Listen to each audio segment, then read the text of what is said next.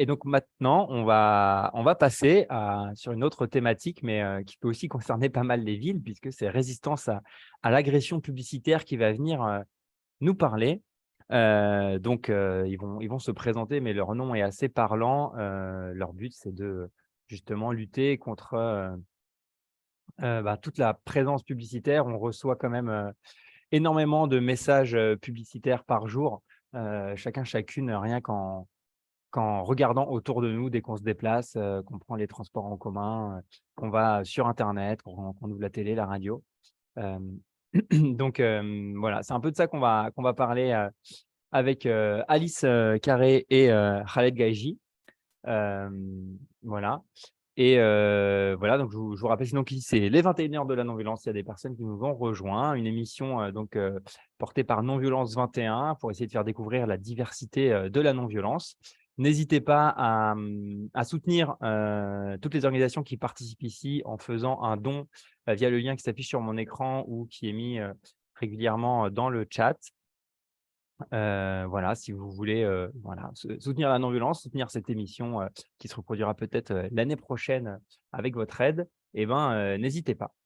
Hem, voilà, Alice, je vois que tu es arrivée. Si tu veux, hem, activer, ton son, ta caméra et nous rejoindre. Ouais, c'est bon, vous m'entendez? Oui, on OK, t'entend bien. super. Merci de nous accueillir et de nous permettre de parler de résistance à l'agression publicitaire. Donc moi, je m'appelle, Alice Carré, je suis, militante à Résistance à l'agression publicitaire Toulouse et je suis aussi membre du conseil d'administration, D'accord. de Résistance à l'agression publicitaire, nationale. Alors, Résistance à l'agression publicitaire, donc c'est une association qui se décline en plusieurs groupes locaux. Il y en a à peu près, 25 dans toute la France. Donc, moi, je suis vraiment plutôt basée à Toulouse. Donc j'y D'accord. suis depuis, 6 ans et j'organise des actions là-bas depuis à peu près 4 ans. Donc l'idée de rap, c'est vraiment que, comme tu l'as dit, enfin comme vous l'avez dit Mathieu, que c'est, un peu, la publicité, elle est vraiment omniprésente dans la rue, dans à la radio, à la télévision. Il y a des études qui montrent qu'on est soumis à peu près à 1500 stimuli publicitaires par jour et que si on prenait en compte, en plus, les marques sur les vêtements, ça serait, plus de 10 000. Donc c'est vraiment, énorme. On est vraiment contraint tout le temps par la publicité. Donc, à partir de ce constat-là, nous, on fait le constat que donc, la publicité, elle est totalitaire. Elle nous impose une vision de pensée, notamment des idéologies qui peuvent être assez néfastes, comme le sexisme, l'agisme, le jeunisme, tout ce qui est malbouffe, aussi des publicités qui sont néfastes pour le climat. Donc dans ce contexte-là, d'inégalité aussi, parce que c'est toujours, les plus gros qui ont accès, à la publicité. Donc notamment, on voit bien ça, en termes de cinéma. C'est vraiment, les gros films, à budget, très important qui vont pouvoir, se faire de la publicité et au contraire, les films plus d'auteur, vont pas avoir, cette visibilité, par tout le monde. Donc voilà, donc c'est un peu, pour ça que moi je me suis engagée, contre la publicité. C'est aussi parce que c'est quelque chose qui a vraiment un impact dans la vie de tous les jours, je pense, notamment en termes de comportements, généraux. Puisque, dans les comportements individuels, il y en a quand même beaucoup qui sont, conditionnés par la publicité, puisqu'on nous demande de toujours, avoir plus, de toujours consommer plus, d'être vraiment, toujours, à l'affût des meilleurs coups. Et de ressembler à un idéal, qu'on nous impose, donc notamment, notamment, pour les femmes, hein, d'être, minces, belles, toujours jeunes, voilà. En termes d'action, rap, il y a beaucoup d'actions de terrain, mais c'est pas que ça. Donc, moi, en termes d'expérience militante, j'ai fait pas mal de formations, notamment pendant des camps climat. Donc organisé par, ANV COP21 ou Alternativa. Donc Mmh. notamment on propose, aux gens qui viennent à ces camps, de lut de des formations pour, lutter contre la publicité, sur le terrain, mais aussi, reconnaître, enfin vraiment savoir analyser les publicités. Par exemple, en reconnaissant, les techniques, qui sont à l'œuvre euh, dans chaque pub, notamment des ressorts derrière qui peuvent être l'humour, l'injonction à la liberté ou au contraire la, le ciblage publicitaire, notamment auprès des enfants, qui peut être assez important. Voilà, donc on fait des formations comme ça. On fait aussi pas mal de com donc, sur les réseaux sociaux. On fait pas mal de sensibilisation, notamment en tenant des stands pendant des journées ou des événements. Et après, sur les actions de terrain, donc ce qu'on fait le plus à Rap Toulouse, c'est vraiment des actions de recouvrement, donc des actions qui sont non violentes et bien sûr et non dégradantes, notamment parce que on va en ville et et les panneaux publicitaires, on les recouvre donc avec du papier craft ou du blanc de meudon, donc qui est un produit à base de craie qui se nettoie assez facilement. Ouais, Donc ça permet de faire des choses assez jolies visuellement, puisque du coup on utilise la publicité pour faire un détournement et mettre des messages. Par exemple, euh, la publicité c'est marée noire sur matière grise ou quand la pub n'est pas là, les cervelles dansent. Voilà, c'est des messages un pas peu mal. drôles. Et surtout, il y a vraiment tout un aspect sensibilisation des passants, parce qu'on fait ça, nous, à Rap Toulouse, on fait ça souvent le dimanche matin. Donc, il y a le marché et ça nous permet vraiment de discuter avec les passants et de leur expliquer pourquoi on fait ça. Et souvent aussi, ce qu'on peut faire, c'est coller un papier craft sur une publicité et proposer aux gens de l'expression libre. Donc là, c'est assez créatif et ça permet à tout le monde Ah, sympa. de s'exprimer. Voilà, je vois que Raled, t'es arrivé, donc je ne sais pas si tu veux peut-être plus compléter sur les objectifs de RAP. J'ai surtout parlé de l'expérience unique. Donc. Yes, salut. Désolé, mon PC m'a lâché complètement, juste au moment où, 10 minutes avant. Pas de souci, Euh, bienvenue. yes, salut. Du coup, ouais, bon, bah, je ne sais pas de quoi vous avez parlé, donc du coup, c'est un petit peu délicat. Mais en tout cas, je sais pas c'était quoi les questions du coup que vous étiez posées. Mais en tout cas, Bah, l'association RAP, Résistance à l'agression publicitaire, elle a comme objet, en gros, social de lutter contre les effets négatifs de la publicité sur les citoyens et l'environnement. Donc là, c'est assez clair. Et en gros, en fait, pourquoi, peut-être que pour la petite histoire, il faut comprendre pourquoi elle s'appelle Résistance à l'agression publicitaire, parce qu'il y a eu des débats en fait sur l'association. Donc l'association, cette année, elle a 30 ans. Donc c'est quand même assez fou parce que il y a peu d'associations en fait comme ça qui vivent aussi longtemps, surtout dans ce milieu, on va dire, qui critique la publicité. ouais. Et depuis 30 ans, en fait, depuis 1992, elle a, en gros, elle a eu comme objet, en fait, de résister à l'agression publicitaire. Et en fait, il y a bien le mot agression. Et je pense que quand on parle de non-violence, en fait, quand on parle de non-violence, c'est un refus d'user de la violence quand on va répondre à une première violence. Et il m'apparaît en fait que là, dans le nom de l'association même et dans notre stratégie d'action, on va dire qu'on mène pour atteindre cet objectif de lutter contre les effets négatifs des activités publicitaires sur les citoyens et l'environnement, bah, en fait, la meilleure réponse à cette agression, c'est la non-violence. Et c'est ce qui peut nous amener justement à tenir dans le temps, à vivre en tant qu'association. Et du coup, bon, bah, il y a des actions opérationnelles qui ont été expliquées. Il y en a d'autres hein, qui ne relèvent pas que de l'association. Mais globalement, on a vraiment réalisé toutes ces actions-là. Et il faut savoir, donc, pour la petite histoire, que l'association a été créée par plusieurs personnes et il y a trois figures emblématiques. Il y en a une, il s'appelle Ivan Gradis. Ivan Gradis, en fait, c'est un activiste en fait, contre la publicité qui a souvent toujours lutté contre la pub depuis avant la création de cette association, mais il agissait tout seul. Et elle a été aussi créée donc, par une autre personne qui s'appelle François Brune, donc de son nom, enfin, il s'appelle Bruno Angre, et c'est une personne qui fait plutôt de ce qu'on appelle de la sémiologie, c'est un professeur, un enseignant, il fait de l'analyse critique de la publicité. Et après, il y a une troisième personne, qui est moins connue parce qu'elle est décédée peu de temps après, qui s'appelle René Macaire. Et René Macaire, donc, c'est un philosophe non violent, et il a toujours été dans le mouvement de la non-violence. Et on va dire que c'est ces trois tendances qui se sont réunies dans l'association, qui ont discuté ensemble. Et René Macaire avait dit, en fait, lors de la création, enfin, un petit peu avant la création, dans la jeunesse de l'association, que j'essaie juste de retrouver sa phrase parce que je trouve qu'elle est vraiment, elle symbolise vraiment ce que Rap veut mettre en place et quelle est notre stratégie d'action et l'usage de la non-violence. C'est-à-dire qu'en gros, il a dit que pour lui, en gros, cette association, enfin, il faut se réunir, c'était avant la création de Résistance à l'agression militaire, pour que, en gros, que les gens qui sont réunis, en fait, René Macquart avait dit que l'objectif, c'était l'idée de jeter les bases d'une action culturelle de grande ampleur à la Gandhi. Je trouvais ça vraiment bien de le rappeler parce que mener une action culturelle de grande ampleur à la Gandhi, donc Gandhi, c'est la non-violence. Une action culturelle, c'est-à-dire qu'on mène une bataille culturelle par l'activisme, par l'action de l'association, de grande ampleur, c'est-à-dire qu'on on veut se massifier. Et aujourd'hui, on peut se dire que, il faut voir qu'à l'époque, quand l'association a été créée, on était vraiment, moi, j'étais pas là, mais voilà, il y avait des personnes qui se sont réunies.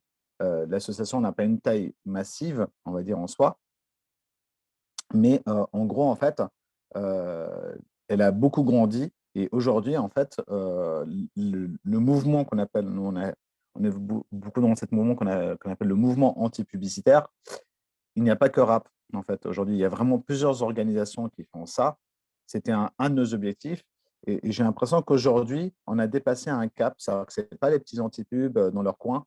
Il y a eu le collectif des déboulonneurs qui a mené des actions de désobéissance civile, mais n'a jamais réussi, par exemple, à se massifier. Donc, c'est un collectif anti-publicitaire qui faisait des actions d'écrire sur les publicités. Donc, il existait de 2005 à environ 2013. Il existe encore, mais il est quasi inexistant aujourd'hui. Il n'y a plus d'action de ce groupe. Et en gros, en fait, comment dire, il n'est pas arrivé quand même, je pense, à massifier, on va dire, la mobilisation. Or, aujourd'hui, par une sorte de diversité des tactiques non violentes, on a en fait un mouvement anti-publicitaire qui s'est massifié. Maintenant, aujourd'hui, il y a un mouvement qui s'appelle Extinction Rebellion, qui font des actions anti-publicitaires parfois tous les 15 jours. Donc, c'est vraiment voilà, Ouais. suivant cette stratégie du chaos. Ouais, jeudi, il y avait Jod qui fait partie justement d'Extinction Rébellion et de la campagne C'est pas Versailles ici qui est pour l'extinction des enseignes et des pubs qui consomment de l'énergie et qui nous disait que ouais, sur Paris, il y avait trop de monde qui voulait participer, qui n'avait pas assez d'encadrants et qu'ils arrivaient. Et du coup, il y avait des gens qui demandaient à venir aux actions anti-pub qui ne pouvaient pas venir, c'était trop nombreux. Donc, c'est vraiment Ouais, complètement intégré, quoi. et ce qui est bien, c'est qu'au début, ils ont commencé en fait, à faire de l'action anti-pub parce qu'en fait, c'est une méthode d'action qui est méga simple en réalité. Et c'est hyper pédagogique pour des nouveaux militants qui arrivent. En fait, voilà, c'est une belle porte d'entrée. Mais ce qui est bien, c'est que là, ils ont fait une campagne. Et je pense qu'en tout cas, nous, à RAP, on est toujours vigilants à ce qu'on ne fasse pas de l'action pour de l'action, mais qu'on fasse de l'action pour atteindre un autre objectif, qui est l'objectif en fait, de transformation de la société. Et du coup, je reviens, justement, cette action culturelle de grande ampleur à la Gandhi, aujourd'hui, en fait, elle est devenue, par son action même, c'est de plus en plus de gens dans l'action, mais après, ce n'est pas la seule tactique qu'on peut utiliser. On a lancé une pétition aussi avec Greenpeace, Alternatiba et d'autres. Et cette pétition a récolté plus de 50 000 signataires aujourd'hui et elle mène en fait une véritable bataille d'idées.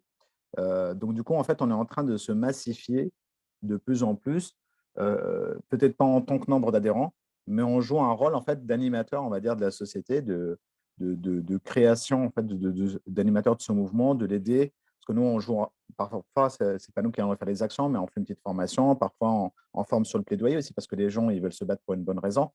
Et du coup, on les aide justement en fait, à ce niveau-là, et on joue chacun un petit rôle, on va dire, là-dedans, à ce niveau-là. Voilà, en gros, je trouvais que c'était bien de rappeler un peu le fait que quand on fait nos actions créatives non violentes, en fait, de rap, elles se sont multipliées, mais il n'y a pas que nous. Et aujourd'hui, on a créé même co-créé une Subathosers International. Donc, en fait, ça, par exemple, c'est une coalition, pardon, d'organisations dans plein de pays du monde. Donc, ça va de l'Australie, l'Argentine, les États-Unis, et plein de pays d'Europe, etc. Et en gros, en fait, dans cette coalition, on a mis en place en fait une coalition de gens qui luttent sur la question de la publicité, avec bien sûr toujours les mêmes méthodes. On reste quand même dans le volet. Nous, voilà, on est une ligne grise, enfin une ligne rouge à ne pas dépasser, on reste dans le volet de la non-violence. On ne l'appelle pas toujours non-violence parce que culturellement, en plus, la non-violence, selon les pays, elle prend plusieurs formes. Mais en gros, on s'est mis sur un cadre d'action quand même général, c'est-à-dire de transformation des dispositifs publicitaires, et non pas de destruction. Ouais. C'est assez important parce qu'on peut avoir des débats sur ouais, mais est-ce que ça c'est violent ou pas. Mais du coup, quand on parle de transformation ou des détournements, on est beaucoup plus là-dedans. Ça va, tu veux que je raccourcisse un peu ou... Non, non, mais vas-y, c'est très intéressant.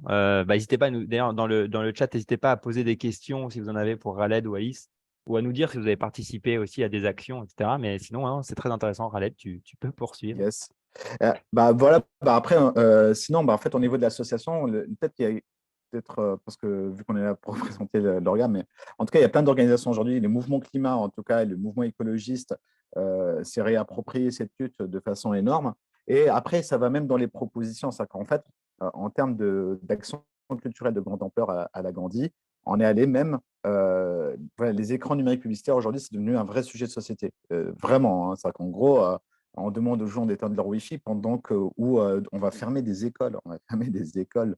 Le truc genre, elle est où la République française, tu vois? Ouais, Et, c'est on va fou. Non, mais fermer c'est des fou. écoles et en fait, on laisse ces trucs allumés qui sont au service des multinationales et des oligarques. Hein, parce que la publicité, son rôle, c'est ça. Hein, c'est une industrie au service de l'industrie.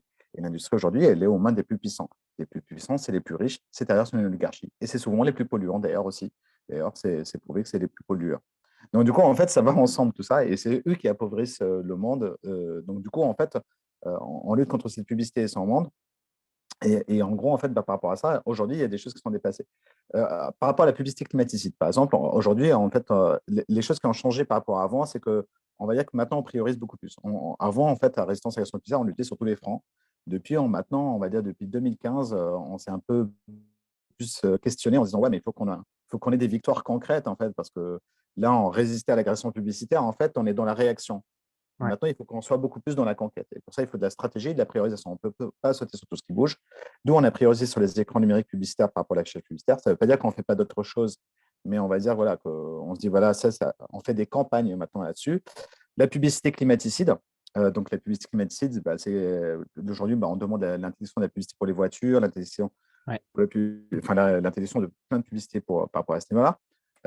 Et là, on a déjà eu une victoire, en fait, qui est une petite victoire, du coup, on ne crie pas victoire youpi là-dessus, mais en fait, quand même, dans la loi climat et résilience, il y a eu l'interdiction des publicités pour les énergies fossiles. C'est-à-dire qu'en gros, vous ne pourrez plus voir des publicités pour la pompe à essence.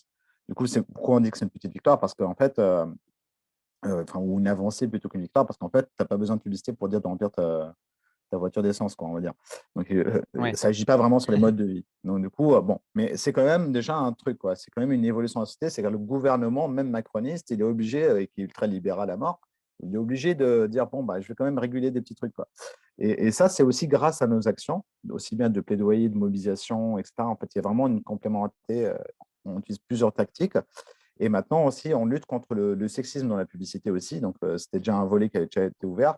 Et on a lancé un observatoire de la publicité sexiste. C'est-à-dire qu'en gros, c'est un observatoire. On va faire un rapport à partir de gens qui vont voir une publicité qu'ils considèrent comme sexiste, ils la prennent en photo, ils remplissent un formulaire sur notre site. Et avec ça, en fait, on va faire un observatoire pour montrer que en fait, la publicité est sexiste. Et le sexisme est une forme de violence, quand même, s'il faut le rappeler, et une domination. Donc, Sûr. et en fait, parce que l'industrie publicitaire dit toujours, ouais, non, mais il n'y a pas besoin de nous réguler, machin, tout va bien. Donc, du coup, en fait, c'est aussi une autre façon. Et puis, on ne veut pas rester dans une vision environnementale, centrée que sur l'environnement. C'est aussi le sexisme, c'est aussi de montrer que les effets négatifs de la publicité, c'est sur les citoyens et l'environnement. Il n'y a pas que l'environnement. Donc, c'était pour ça qu'on en a fait une troisième campagne prioritaire. Ouais. Et là, on est en train de débattre de qu'est-ce qu'on peut faire d'autre. S'attaquer à la publicité plus dans les médias. Est-ce qu'on s'attaque plus je sais pas, au lobby de la publicité, les méthodes de lobbying? Enfin, il y a plein de questions qu'on se pose en ce moment sur qu'est-ce qu'on va attaquer comme autre campagne parce qu'on a envie un petit peu plus d'amplifier les taux pour gagner. Ouais. Voilà, en gros, j'ai un petit peu peut-être été lent, mais en gros, je vous ai donné un panorama général de la présentation que je vais vous faire. Non, mais c'est super. Voilà. Et c'est vrai que ça me fait penser dans les médias aussi, parce que j'avais entendu parler de gens qui s'indignaient dernièrement quand, par exemple, il y a des émissions à la radio qui parlent de l'urgence climatique, etc., et qui font une coupure pub pour dire acheter des SUV, consommer bien du bœuf à tous les repas. Enfin, des choses comme ça. Et les gens disent, mais c'est pas possible d'avoir des pubs qui contrastent tellement, qui sont tellement en opposition avec ce qui est dit dans l'émission autour et avant et après. Donc, on peut peut-être espérer que ça, je sais qu'il y a Radio France qui a pris des engagements dernièrement. Est-ce que tu penses que c'est des choses qui peuvent bouger aussi? Alors, comment dire, nous, on ne pense pas que le système va se réguler lui-même. Clairement, hein, c'est-à-dire que c'est le discours des lobbies, tout ça. Le fait que Radio France fasse des trucs comme ça, bon, c'est bien, hein, mais ça reste quand même une goutte d'eau dans l'océan, en fait, parce que il faut se rappeler que Radio France, en fait, normalement, c'est un service public, c'est censé être sans publicité. Et la neutralité du service public, c'est un principe. Donc, nous, nos revendications là-dessus, c'est plutôt qu'il n'y ait plus de publicité dans Radio France. Après, sur le fait que ça évolue, oui, ça évolue, mais il faut quand même faire gaffe. Les capacités du système à récupérer nos luttes et nos revendications sont quand même assez énormes. Et, Ouais. les utiliser autrement. Le gouvernement parle de sobriété, mais en fait, en réalité, c'est de la sobriété. C'est de l'austérité, pardon. Sinon, par rapport juste, je viens de voir dans le chat. Oui, il y a une euh, question de Gaëtan, peut-être.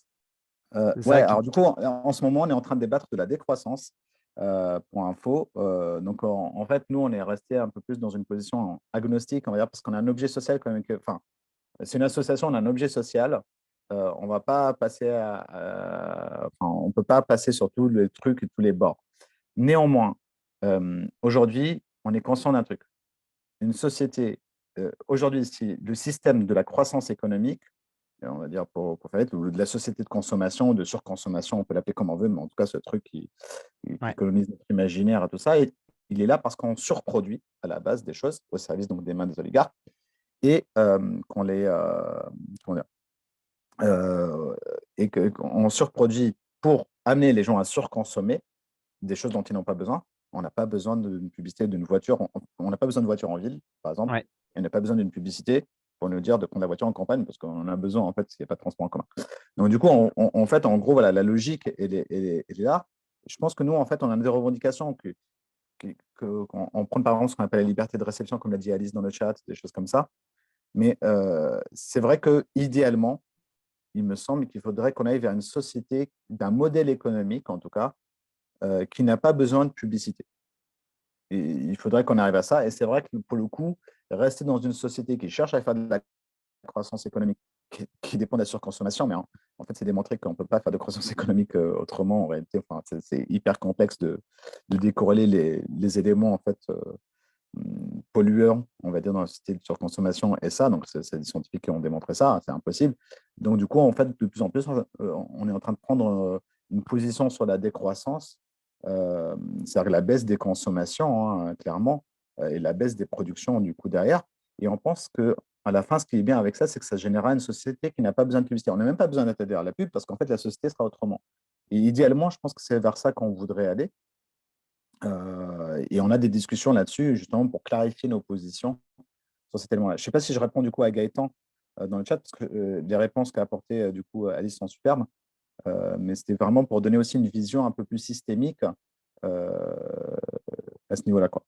Ouais. Bah, c'est sûr que de toute manière, c'est intriqué, la production, la publicité, le besoin de consommation. Il y avait Étienne, des Amis de la Terre, qui est venu nous parler de la campagne que tu dois connaître, Raled, mais contre Amazon, et qui disait bien que de toute manière, aujourd'hui, la production, il y a un problème de surproduction avant d'avoir un problème de surconsommation, on produit plus que ce qu'on vend et que Amazon détruit des milliers d'objets neufs par an parce qu'il y a eu une surproduction et que la publicité est là pour nous faire acheter cette surproduction aussi. Donc, tout est intriqué. Oui, tout à fait. La publicité fait système, en fait. Nous, on préférait à l'époque parler plus de système publicitaire que de publicité parce qu'en fait, en réalité, il y a tout un système. Mais après, en même temps, je pense que c'est ça qui fait aussi que les autres organisations se sont mises à se dire, mais la pub, en fait, c'est un sujet important, quoi. On ne peut pas passer à côté parce que si tu veux baisser les consos, ben, en fait, même quand tu t'attaques, par exemple, Amazon, on va dire, Étienne, donc les amis de la Terre, ils sont beaucoup attaqués au e-commerce et Amazon. Amazon, c'est une industrie publicitaire, en fait. Je ne sais pas si vous le savez, mais en fait, Amazon fait de la pub. C'est-à-dire qu'ils ont ils font de la pub parce qu'ils font partie des GAFAM.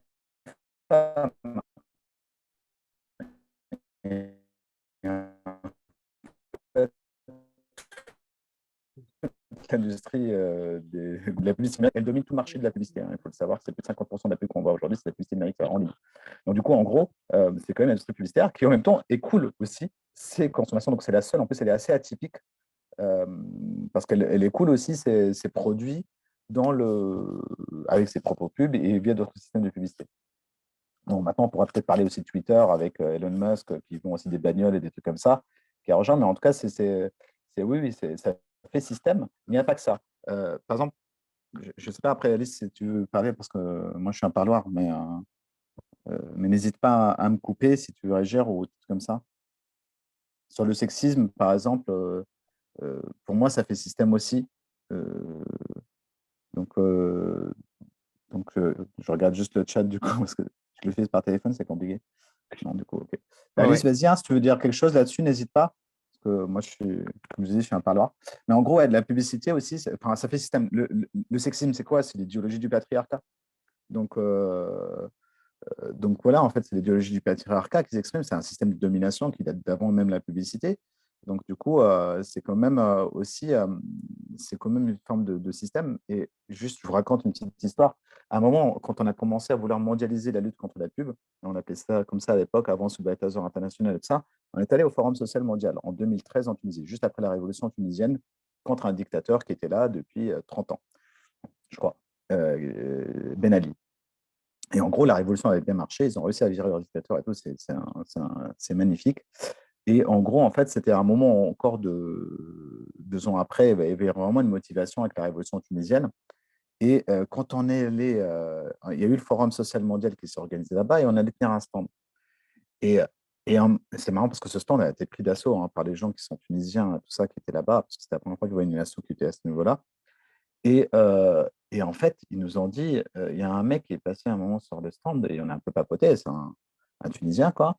Et il dit, de toute façon, c'est simple. Quand tu veux savoir qui a le pouvoir, regarde les affiches.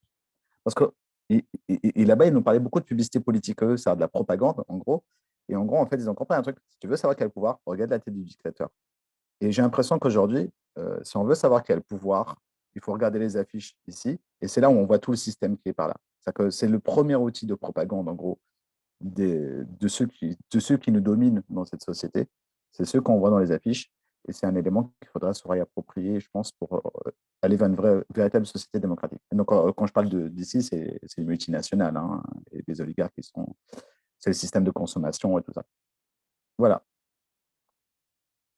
Ouais, c'est vachement intéressant. Ça me fait penser, je sais pas si c'est complètement lié, mais moi, quand j'avais été en Albanie et j'avais été frappé de voir que, en fait, il y avait à peu près tout le mobilier urbain, tout ce qu'on voyait dans la ville était à l'effigie de Coca-Cola.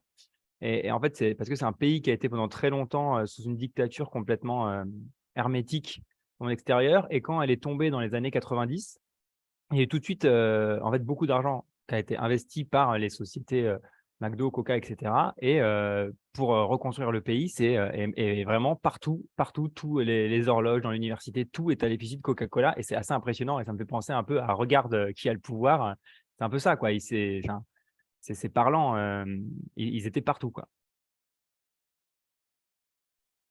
Ouais, bah c'est vraiment ça, en fait. Après, je sais pas, après, Alice, est-ce que tu as des expériences que tu voudrais nous communiquer aussi, de ce que tu as vu à Toulouse par rapport à ça? Oui, oui, bah, on voit bien, enfin, je peux revenir sur le sexisme aussi. À Toulouse, bah, dès qu'il y a un événement, par exemple Noël, le 8 mars, ou ce genre de. Ou la Saint-Valentin, par exemple, on voit énormément d'affiches sexistes. Donc, bah, pareil, on voit bien qui a le pouvoir, parce que je pense pas que ces affiches elles étaient vraiment vues par une autorité peut-être féministe, ou en tout cas qu'il y ait une vraie régulation par des associations qui pourraient vraiment définir les effets négatifs que ça va avoir. Et je pense que ça, ouais, enfin, je le disais déjà un petit peu tout à l'heure, mais je pense que ça a vraiment énormément d'impact dans la vie de tous les jours, de voir des publicités comme ça qui nous forcent à avoir un idéal et surtout qui sont énormément photoshopées. Donc, ouais, on s'est pas mal battu là-dessus, bah, notamment en termes d'action, en faisant des concours de la publicité la plus sexiste. Et en fait, on se rend compte qu'il y a enfin, les publicités sont tellement sexistes que des fois, les gens n'arrivent pas à choisir entre toutes ces publicités. Voilà, je vois que Ravet a levé la main.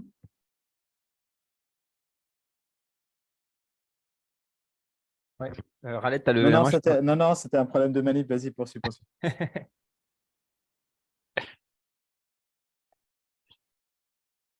Ouais, vas-y, alors. Allez, vas-y, Alice. Non, non, je lisais le message dans le chat. Et oui, c'est sûr que la publicité, elle s'impose vraiment à nous. On n'est pas du tout libre de la recevoir ou pas.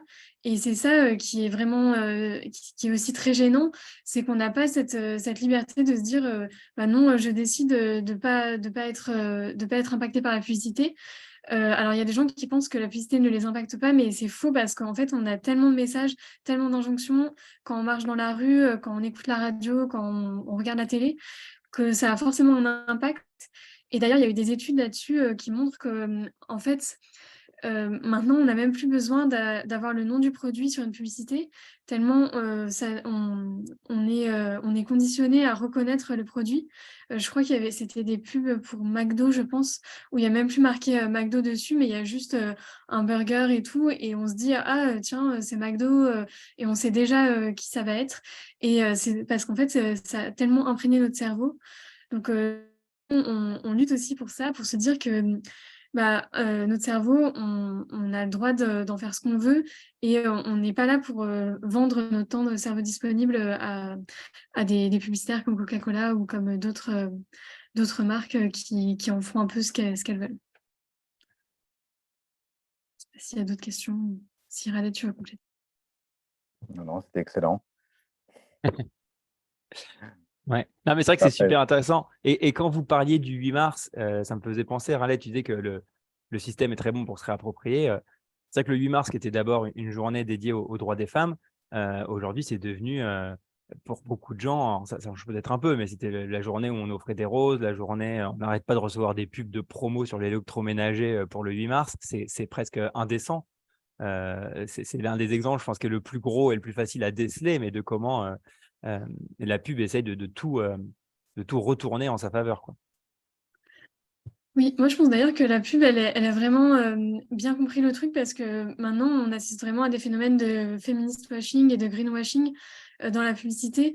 Bah, notamment, il y avait des pubs d'Etam, je pense, qui montraient des femmes avec des corps beaucoup plus divers que ce qu'on voyait avant, mais ça reste quand même assez normé et surtout, bah, ça reste quand même des femmes en sous-vêtements on n'a peut-être pas forcément envie de voir ça, ça reste des injonctions, mais il y a ce truc de dire ah bah comme c'est des femmes qui sont pas exactement selon le modèle dominant qu'on avait avant, on est quand même on a quand même évolué sur la publicité.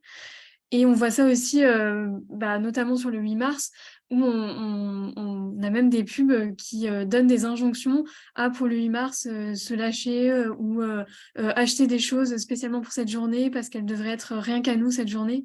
Donc on voit vraiment une récupération qui est assez affolante.